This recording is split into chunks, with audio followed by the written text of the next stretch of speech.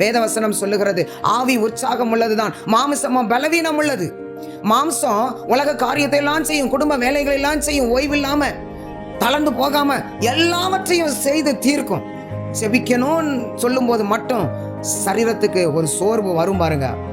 வேதம் வாசிக்கணும்னு சொல்லும் போது மட்டும் சரீரம் ஆத்மா ஆவியோட பேசும் பாருங்க. என்னன்னு, இவ்வளவு நேரம் இவ்வளவு வேலை செஞ்சிய, உனக்கு டயர்டா இருக்குல்ல, ஆண்டவர் உன் சூழ்நிலையை அறிஞ்சிருக்கிறாரு, நீ எப்படிப்பட்டவன் அவருக்கு தெரியும், நீ ரொம்ப பலவீனமா இருக்கிற, படுத்து தூங்கு, ஆண்டவர் இரக்கமுள்ளவர், இன்னைக்கு ஒரு நாளும் மன்னிச்சிருவாரு, இன்னைக்கு சேர்த்து நாளைக்கு நல்ல ஜெபம் பண்ணிக்கோ, இன்னைக்கு ஃபுல்லா கடுமையா உழைச்சிருக்கிற, ஆண்டவர் மன்னிச்சிருவாரு, அவர் அவ்வளவு கடினமானவர் இல்லை அப்படின்னு இந்த மாம்சமும் சரீரமும் ஆவியோடு கூட போராடுகிறது. ஆனா ஆவி சொல்லும், போய் ஜெபம் பண்ணு, ஆண்டவர் காத்திருக்கிறார், உன் கூட பேசுறதுக்கு காத்திருக்கிறார், போய் முழங்கால் படியிடு அப்படின்னு சொல்லி ஆத்துமா எப்போதும் உற்சாகம் உள்ளதாய் இருக்கும் பாருங்க. பிரியமானவர்களே, நாம் ஆவியினுடைய உற்சாகத்திற்கு இடம் கொடுத்து சரீரத்தின் கிரியைகளையும் ஆத்துமாவின் கிரியைகளையும் கர்த்தருடைய பலத்தினாலே நாம் மேற்கொள்ள வேண்டியது மிகவும் அவசியமாயிருக்கிறது.